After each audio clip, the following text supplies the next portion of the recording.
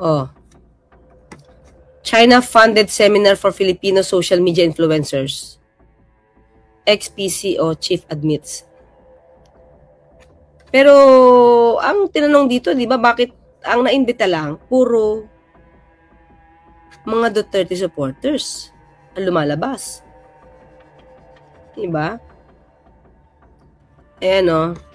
When pressed by Suarez about the funding of the trip, Cruz Angeles admitted that the seminar was sponsored with the Chinese government covering travel, accommodation, and seminar costs.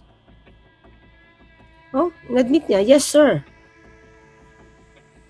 Suarez emphasized that the program was a state-funded activity of China aimed at training media practitioners, including vloggers.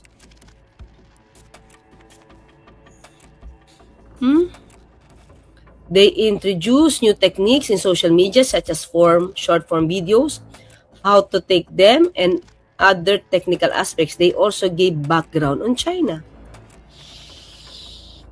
Ito medyo ano to mga clear. For what? Ito. Bakit may background of China? Oh, sabi ni Mark ang Lopez, Sir, yan lang po na atinan ko. Po. So, nakapunta siya. Diba? Ito, sabi nito, Palawan part of China. Okay, many people believe the blatantly false claims na pag-aari ng China ang Palawan. Okay? Saan na ba yung sagutan nila? Okay. Punta tayo sa video mga clear. Medyo mahaba ito ng konti pero paiksiyan na lang natin. Paiksiyan natin ng konti. Mahaba ito. Share natin. Taparin nyo naman na ito mga ka-clear. Pero ano natin? Meron ka daw pong mga isinusulat na hindi makatotohanan laban sa kanya. Pwede mo po bang ipaliwanag ito? Baka po si Commodore Tariela po ang dapat mong paliwanag kung ano po yung sinulat ko. Okay, yes, please. I mean, I want to understand because Diba, sa akin lang mga ka-clear bakit ganun siya sumagot? Diba? Alam naman niya yung sinulat niya eh. Pero alam mo yung angas, diba? Nung resource person. I want to know, because you're a uniformed personnel of the Philippine government, yes, no? And your duty is to uphold the Constitution and to fight for sovereignty and for the protection of the welfare of the Filipinos. Yes, sir. So I want to know, because if he's a Filipino and he's attacking fellow Filipinos, medyo red flag po sa. Ano sabi ni Sabi ni Melody Wenzel, I saw on YouTube Taiwan they talk about China claiming Palawan. Ano sabi? Ayan. Ay, hello Nilda Oslan from Sweden. Thank you. Sige, tuloy. Sa akin yun. So pwede po bang may share mo pa ang uri ng mga sinabi ni Mark Lopez laban po sa inyo? Yes, sir. Last February 5, 2025, he posted it on his X account. Si Jay Tariela, ang masigasig na nagbebenta niyan, sponsored by Biden administration. And also, last August 23, 2024, he said, patriotism my ass. Kayo kaya ang taksil sa bayan dahil sunod. Oh, sinabi pa niya, si Tariela, si Commodore Tariela pa ang kanyang kino-question. No? Ang patriotism. Samantalang sila na lumalabas na pro-China, sila ang makabayan. Ganun ba yon? Sunuran kayo sa dikta ng Amerika. Muking na. Oh, di ba? Pinakita ko sa inyo mga ka-clear na yun ang mukhang nagiging yun talaga ang balak nila palabasin. No? Di ba yan, no? Pinakita ko sa inyo na pag-aaral ni Balbedina na palalabasin dito, natuta tayo ng kano. No, ayun nga yung mga sinabi. Nako. Yun yung inaral, Hindi pa ito lumalabas, pero yun na yung naratibo ni Sir Balbedina na siyang inaral kung paano ang gawi ng mga vloggers na to. Ang kawalang hiyaan mo, Jay Tariela. And okay, then, yes. series of postings, sir. Yeah. Let's ask him to comment on those. Mr. Mark Lopez, you're questioning the patriotism of one of our uniformed personnel. You describe him as a lapdog of the U.S. because he's fighting for the sovereignty of our country. So, where are you coming from? Mr. Chair, I have been reading a lot and I have been being bombarded with a lot of news about the South China Sea issue. And among this news or information that I have been able to obtain is that the United States is using the Philippines to promote its agenda in the South China Sea. And it is on Google, it is in the news. Naku, hindi verified. Anong news muna? Mga clear. Di ba? Dapat pakita niya yun.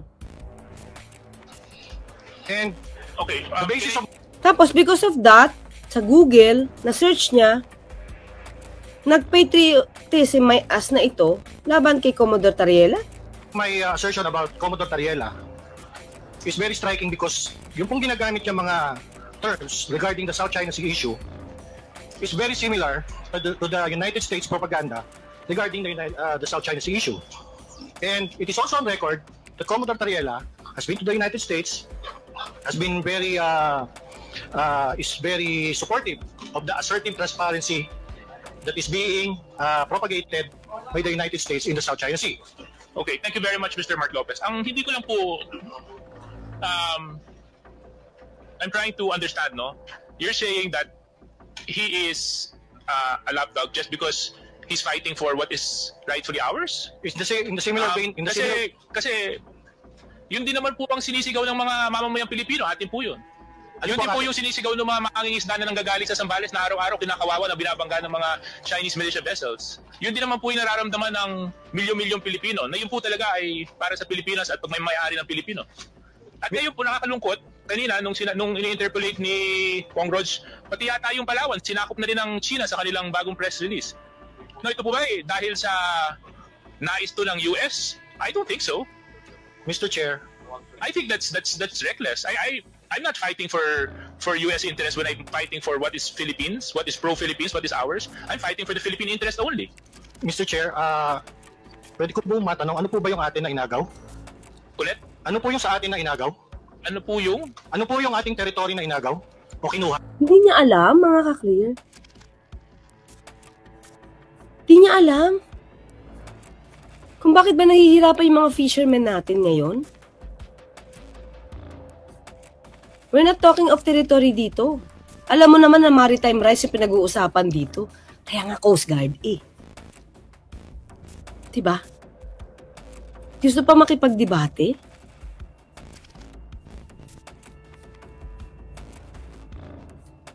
Kuha? What do you? Wait. Mr. My Chair, point- point of order. my- Do we allow, Mr. Chair, I'm sorry, do we allow our resource person to ask question to one of the committee members here, Mr. Chair? Or should it be the other way around? Yes. No, I don't mind. If you want to get into a debate with me, Mr. Lopez, about this, then I'm sure we can. But my point is, you're saying that just because I, for example, believe that that is rightfully owned and that is rightfully by the Philippines, and you're saying, and your logic is, I'm following U.S. Dictated narratives. Ganun po ba yun? Mr. Chair, the South China Sea issue po kasi is a very complex issue. And ang nakakalungkot po kasi, ang Pilipinas po ang ginagamit because of our strategic location. The South China Sea issue is a Anyway, Mr. Chair, Oh, pero tingnan niyo mga kaklir ha. Hindi pa niya binabanggit. We're talking of our West Philippine Sea. Pero natinig niyo ba? Ginamit niya ang West Philippine Sea. South China Sea, nadidinig ko ha. Tama ba ako? Ha? Dito natin. because of our strategic location. The South China Sea issue is a Oh! Diba? South China Sea siya. Ano to? Dahil yung West Philippine Sea is just a creation? Diba? At dati sinabi ni Marcoleta, Congressman Marcoleta. anyway, Mr. Chair, can I request that that Mr. Lopez be refrained? I just wanted to find out where he was coming from, and he seems that his point is, tama po ba, Mr. Lopez, dahil sa palagay ninyo ginagamit yung Pilipinas? Tama po? tama po. Okay. So, yes, Mr. Tariela, can you continue? So, ibig sabihin, kung ginagamit ng US ang Pilipinas, so di na natin dapat ipaglaban yung sarili nating karapatan? Kasi nagpapagamit tayo sa US. Kaya, patriotism your ass ang gusto niya sabihin kay Commodore Tariela? Labo, no na. tayo dapat kakampihan kung sinong bansa yan. Nakakampihan natin sarili nating bansa. Pero nababago sa kanyang pananaw, ginagamit lang yung US eh. So, ang dapat kampihan China? Diba? Ganun ba yon, Marian Parado ng Milan? Ha? China Sea, ang laging bigkas niya. Shawnee Hess, diba? Ibang klase, diba? Well, naka-attend na to sa seminar eh. Libre. Ano masama sa libre? So, sir, this is a good example of how, like Mr. Lopez is countering our factual narrative for the West Philippine Sea. Totoo. Tayo, pinaglalaban natin yung karapatan natin. Pero sila, pilit na ginigiba. Ibabato sa ibang issue. Tama, ito si ano. Ha? Si Mr. Balbedina. Na sinabi niya, ha? Asa may sinabi niya dito? Na kapag ka may issue, ang papalabasin, ito balikan lang natin mga klira para ma-remind tayo. Babalik tayo dito sa video na ito. Ito. Yun ang ginagawa talaga nila. Baka ito ang naituro. Ayan Apart from attacking the president, kita ba? The network of Chinese-linked accounts also shared content criticizing Washington's involvement in the West Philippine Sea and framing Philippine efforts to assert its sovereignty as part of the US-led proxy war. Yun mismo yung sinasabi ni Mark Lopez. Diba? Para magiba ang pinaglalaban natin mismo para sa karapatan natin sa ating maritime rights. Gigibain nila na sabihin tuta tayo ng kano. When in fact, ang layo, di ba? So, kung tuta man, ito lang naman, kung tuta man ng kano, pero pinaglalaban natin yung ating maritime rights sa West Philippine Sea, ano masama? Ano masama? Diba? Hirap na hirap ang Pangulo. Tandaan natin mga kaklir, mahirap kumalaban. Diba? Ng bansa sa bansa. Pero pinipilit pa rin natin maging may diplomasya sa ating mga pagtutol. At least man lang sa papel, sa bibig, may pagtutol. Hindi tulad nung nakaraang administrasyon na gusto tayong gawing probinsya ng China. Di ba gusto ng mga vloggers na to maging probinsya tayo ng China? Di ba? Ang klase talaga pagka napasama na sa libreng seminar. And this is the reason why we need to counter fake news purveyor like Mr. Mark Lopez spreading wrong information about our fight in the West Philippine Sea. Ito ang dahilan kung bakit ang hirap nating pagkaisahin ng mga Pilipino sa mga pagsasalita na katulad ni Mark Lopez na ganyan, that he never hesitates to call out the aggressive actions of the People's Republic of China, and he appears to even side with the People's Republic of China's narrative. Ako kunyari, nung tawa pa siya, diba?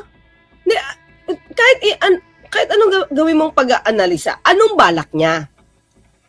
Anong balak niya iparating sa tao? Anong gusto niyong paratingin? Na huwag tayong lumaban kasi ginagamit tayo ng US? So, anong gagawin natin? Anong proposal mo? Diba? Anong proposal? Wag natin pansinin kung anong ginagawa ng China, hayaan lang natin. Katulad ng ginawa ni dating Pangulong Duterte na sinabi niya, why would I defend a sandbar? Why would I allow my soldiers to be killed because of a sandbar? Tapos hinayaan niya ang Chinese vessels magpatrol sa sarili nating sandbar. Ganun ba? Ganun ba yung mga gusto ng mga pro-China vloggers? Nakakalungkot yun, di ba mga? Nakakalungkot. Mas malalaman natin, nag-seminar pala, to check, to teach you the background of China. So yun ba yung pinapakalat nyo ngayon, yung natutunan yung background ng China? Imposible hindi mapag-usapan dyan yung West Philippine Sea. Di ba? Kaya ganito na ang mga naratibo nila. Tawa pa siya. Nung pinitira ng water cannons yung mga mangingisda natin, masakit sa akin yun.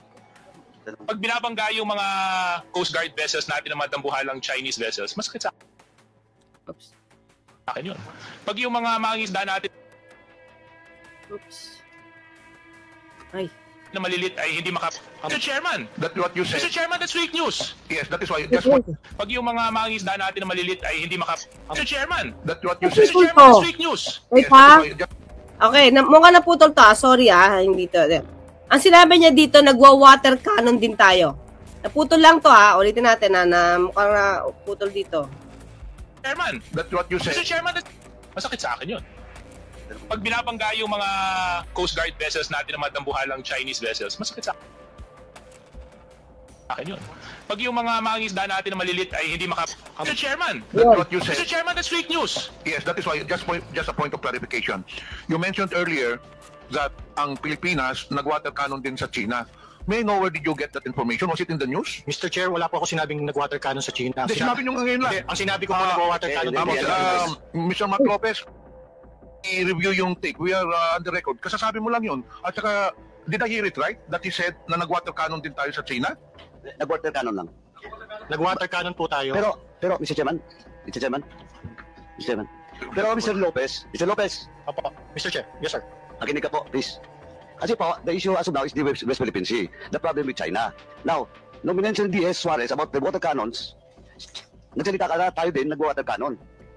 Saan yun? Water cannon saan? Kasi yung pinag-usapan natin dito is the West Philippine Sea. Now, tama ka, hindi mo sinabi na nag-water cannon ang Pilipinas sa China, but ang pinag-usapan natin dito is all about the West Philippine Sea. Now, ano yung sinasabi mong water cannon? Mr. Chair, I premise my statement po kasi, kanina sinabi ko po, that the South China Sea issue is a complex issue. Sandali po. Please answer my question.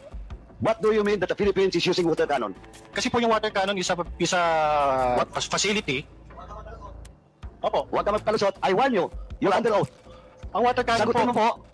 Lang. Patin ko muna sabi ni Verhel Bandong. Nawalan daw siya nag-comment last year. Thank you Sir Verhel Bandong. Okay, tuloy. Where you refer that water cannon? Hindi po, ang water cannon na deployment po kasi is one of the actions taken by a state pag meron po mga dispute na ganyan nga po. O Pilipinas, ibig mo sabihin mag-water cannon din sa China? Pwede po. That's sinabi mo nag-water cannon. Mr. Chair, wala ako sinabi ng Pilipinas na ginwater cannon ng isang kalabang state. Sinabi Sandali ko po. But we're talking about the West Philippine Sea. This will be your last warning. Or else I will cite you in contempt. This is your... Ay, wala. Oops. Wait. Uy, nangyari. Ay, ba't nawala? Wait lang. Wait lang. Nawala. Yan. Wait lang po. Wait, nawala.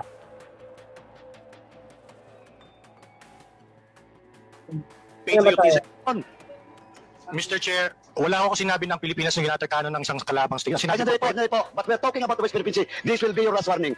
Or else I will cite you in contempt. This is your last warning. You're under oath. Opo. What do you mean that the Philippines is using water cannon? Mr. Chair, ang sinabi ko nga po, ang Pilipinas po, nag-water cannon, pwede po mag-water cannon. Hindi. Walang pwede. Sinabi mo mag-water cannon. Mr. Chair, sige po. Mr. Chairman, Mag-apologize po ako. Mali po ako. Sige po, fake news po ako. Ang sinasabi ko lang po, pwede po ang water cannon sa South China Sea issue. Hindi, ganito lang po. Oh, di ba? Pero ang astig pa rin niya, di ba? Parang wala siyang pagsisisi. Samantalang halatang-halata na siyang nagsalita ng mali. Lawrence Reyes. Ay, wala tuloy. Di ba? Ba't mawala si Lawrence Reyes? Nawawala. Tingnan, Don Delphine. Lawrence Reyes, sana ma-scrutinize ng gobyerno yung 2,000 participants na DDS vloggers. Kawawa ang bansang Pilipinas. Oo nga po eh. Diba? Don Delphine. From Javeda. Ano to? Javida? Hindi ko alam pa eh. Aralin ko muna yan, Don Delphine watching from Imo, si John Jacobo. Salamat. O diba? Bakit bigla ka na lang naging tawag dito? Sarcastic in a way. O sige po, fake news na ako. Ba't hindi mo masagot? Ito lang naman eh. Kung totoo yung sinasabi mo at meron kang basihan, di magsalita ka na maayos. Porkit nahuli, magsasarcastic ang dating. Nadinig naman natin lahat itong mga klinaputulan dito eh. Sinabi niya, nagwa-water cannon din tayo. Kailan? Saan? Takumi? Saan? Diba? Saan nga? Diba Takumi? Diba Ma'am Lilibet Muller? Saan? Lou Holy Cross. Ang isda nahuli sa bibig. Ay, nandito ba si Banat Boy? Hello, Banat Boy. Hello. Oh. Sel Ordonez, maraming trolls sa FB ngayon. Puro bago ang mga account. Lakas mag-fake news. Lan na mga sumusunod sa comment section. Yes. Bawat comment kasi mga ka-clear, piso. Kaya wag kayong maniniwala sa mga ganyan. Diba? Alam na natin yan. Siguro, ano na eh. In a way, yung mga tao ngayon, mas lantad na sila sa mga fake news. Alam mo yun, parang mas na-absorb na nila na may fake news. So, lahat din sa mga comment section na wala namang ginawa kundi mag-ad hominem. Diba? Ang masama dito, may nagpe-pretend na magagaling. Diba? May mga magagaling daw sa PhilHealth. So, wala naman alam, di naman dumadayo mismo sa PhilHealth para magtanong kung magkano pondo nila. Nagmamagaling. Akala mo, tauhan ng PhilHealth. Mas magaling pa mismo sa tauhan ng PhilHealth. Diba? May mga ganun kasi para magka-views. That's wrong. Huwag natin lokohin yung mga tao. Diba? Kung gusto mo magpaliwanag, di dapat meron ka ring ebidensya, hindi puro haka-haka. Wala na kayong ginawa kundi siraan ng gobyerno. Diba? Ako ever since sinabi ko sa inyo, diba? Ako, nag-constructive criticism ako. Diba? Pero, hindi to the point na sisiraan mo bawat hinga, bawat bahing ng gobyerno, sisiraan mo for the views. Na pinapakita mo sa ibang tao na ikaw yung pinakamagaling. Diba? Para lahat ng likaw ng bituka ng gobyerno, may alam ka. Diba? Papasok ka. Halimbawa, PhilHealth. Sabi natin hindi pa bankrupt kasi yun yung pondo talaga. So bago pa ito nalabas, nag-conclude na bankrupt. Para bang nandoon siya sa loob? Parang nandoon sila sa loob ng PhilHealth para malaman kung bankrupt.